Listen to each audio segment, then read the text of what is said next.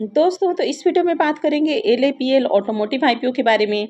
तो जानेंगे कि कंपनी क्या काम करती है, इसके फाइनेंशियल कैसे हैं, आईपीओ का भी ग्रे मार्केट में प्रीमियम किस प्राइस के ऊपर ट्रेड कर रहा है, इससे कितना प्रॉफिट होने की उम्मीद है और इस आईपीओ में अप्लाई करना चाहिए या फिर नहीं करना चाहिए। वैसे वीडियो शुरू करने से पहले मैं बता दूं, वीडियो सिर्फ और सिर्फ एजुकेशन और इन्फॉर्मेशन के पॉइंट ऑफ व्यू से बनाई जा रही है। तो कहीं भी इन्वेस्टमेंट करने से पहले अपनी खुद की एनालिसिस करें और अपने फाइनेंशियल एडवाइजर से कंसल्ट करने के बाद ही कोई भी डिसीजन लें। सबसे पहले आईपीओ की डिटेल्स को देखें तो आईपीओ 6 अगस्त से ओपन होने वाला है और ये 10 अगस्त को क्लोज होगा। लिस्टिंग डेट इसकी 13 अगस्त है। फेस वैल्यू 10 रुपये पर शेयर है। बुकिंग प्राइस 94 है और आईपीओ में 1200 शेयर्स का लॉट है। आईपीओ 32 करोड़ का है, जिसमें 2 करोड़ से कम का पोर्शन मार्केट मेकर के लिए है। गिरिराज स्टॉक ब्रोकिंग और Mansi share and stock broking इसका मार्केट मेकर है। आईपीओ में 31 करोड़ का पोर्शन फ्रेश इशू के लिए है। पूरा का पूरा आईपीओ फ्रेश इशू का आईपीओ है। ये एसएमई आईपीओ है। कंपनी बीएसई एसएमई के ऊपर लिस्ट होने वाली है। आईपीओ के रिजर्वेशन पोर्शन को देखें तो इस आईपीओ में क्यूआईबीज के लिए 50% के करीब पोर्शन है, एचएनआईज के लिए 15% और रिटेलर्स के लिए 35% का पोर्शन रखा गया है। आईपीओ में 1200 शेयर्स का लॉट है, यानी कि 2 लॉट के ऊपर मिनिमम इन्वेस्टमेंट 2,25,600 रुपये है। कंपनी के बिजनेस के बारे में बात करें तो कंपनी 2004 में इनकॉर्पोरेट हुई है। ये कंपनी ऑटोमोटिव कंपोनेंट और एक्सेसरीज की डिजाइनिंग, मैन्युफैक्चरिंग और सप्लाई करती है। तो company wide range of product बनाती है। तो इसके क्लाइंट में आपको ऑटोमोटिव इंडस्ट्रीज की कंपनियां देखने को मिल जाती हैं, यानी कि जो भी 2 व्हीलर 3 व्हीलर या फिर जो कमर्शियल व्हीकल्स बनाने वाली कंपनियां होती हैं वे इनके क्लाइंट हैं। तो कंपनी 2 व्हीलर 3 व्हीलर साथ ही जो कमर्शियल व्हीकल्स होता है कंपनी उनको अपने प्रोडक्ट सेल करती है। कंपनी गाड़ियों के लिए खासकर जो लाइटनिंग प्रोडक्ट होता है, यानी कि उनकी जो लाइट होती है, इसके अलावा जो सिग्नल होता है यानी कि उनका जो इंडिकेटर होता है वो बनाने का काम करती है। कंपनी एलएपीएल ब्रांड्स के थ्रू अपने जो प्रोडक्ट्स है वो डिज़ाइनिंग और मैन्युफैक्चरिंग करती है और इसको कंपनी जो ऑटोमोटिव इंडस्ट्रीज के अंदर ओरिजिनल इक्विपमेंट्स मैन्युफैक्चरर कंपनियां हैं उनको कंपनी सेल करती है।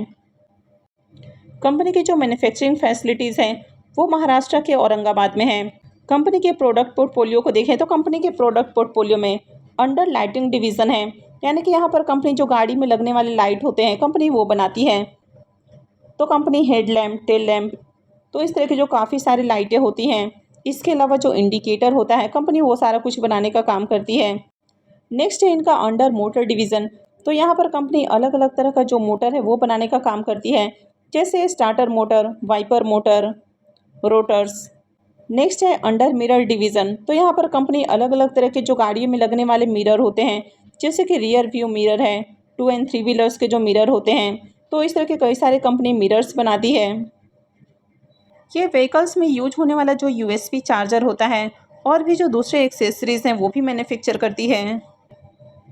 तो कंपनी के अगर बिजनेस को देखें तो इनका बिजनेस अच्छा है।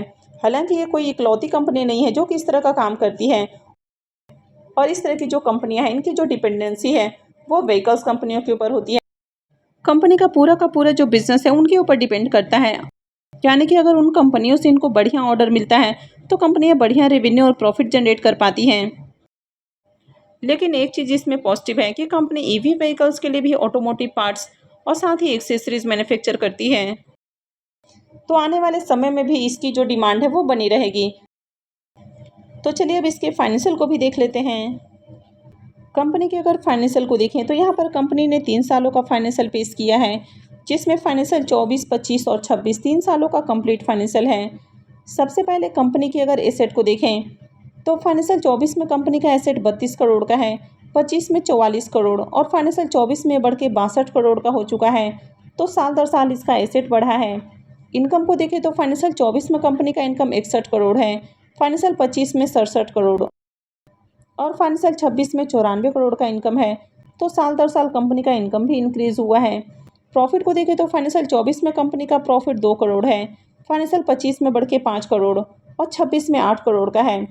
तो ईयर ऑन ईयर कंपनी के प्रॉफिट में भी अच्छा उछाल देखने को मिला है। फाइनेंशियल 24 से 25 के बीच में देखें तो इसका प्रॉफिट 2 गुना से ज़्यादा इंक्रीज हुआ है। 25 से 26 के बीच में देखें तो मोर देन 70% का यहाँ पर ग्रोथ देखने को मिला है।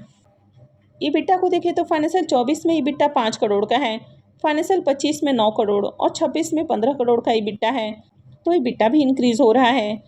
नेट वर्थ को देखें तो फाइनेंशियल 24 में 11 करोड़ का नेट वर्थ है, 25 में 16 करोड़ और 26 में 25 करोड़ का नेट वर्थ है। तो साल दर साल इसका नेट वर्थ भी बढ़ते हुए देखने को मिल रहा। रिजर्व को देखें तो इसका रिजर्व भी पहले से इंक्रीज हुआ है। अभी कंपनी के पास 16 साढ़े 16 करोड़ के अराउंड रिजर्व है। वैसे अगर कर्ज को देखें तो कंपनी का कर्ज पहले से कम हुआ है, तो ये इसमें एक प्लस पॉइंट है। और अभी कंपनी के ऊपर 7 करोड़ 84 लाख का कर्ज है। और कंपनी आईपीओ से जो फंड रेज करने वाली है उसमें से 4 करोड़ 79 लाख रुपए कर्ज के भुगतान के लिए खर्च करेगी, तो आगे इनका कर्ज और कम हो जाएगा। तो फाइनेंशियल को देखें तो ठीक ठाक फाइनेंशियल है। इसके केपीआई को देखें तो आरओई इसका 41.20% है, तो आरओई अच्छा है। आरओसी 34.37% है, तो ये भी बढ़िया है। डेट टू इक्विटी रेशियो 0.83 का है और आगे ये कम हो जाएगा। रिटर्न और नेटवर्थ इसका 34.16% है, तो ये भी बढ़िया है। पैट मार्जिन 9.25 का है, तो पैट मार्जिन भी ओके है। ईबीटा मार्जिन 16.75% है, तो ईबीटा मार्जिन भी अच्छा है। नैब इसका 28.70 का है, तो ये भी अच्छा है। और प्राइस टू बुक वैल्यू 3.28 का है, तो ये भी लो है। ईपीएस इसका 9.49 का है, तो ईपीएस लो है। पी मल्टीपल 9.91 का है, तो पी वाइज भी देखें तो ज़्यादा एक्सपेंसिव पी के ऊपर कंपनी आईपीओ लेकर नहीं आ रही है। तो चलिए इसको इसकी लिस्टेड पीयर कंपनियों से भी कंपेयर करके देख लेते हैं। एलएपीएल ऑटोमोटिव का पी मल्टीपल 9.91 का है। मिंडा कॉरपोरेशन का 45.35 का और फेम इंडस्ट्रीज़ का 23.77 का पी मल्टीपल है।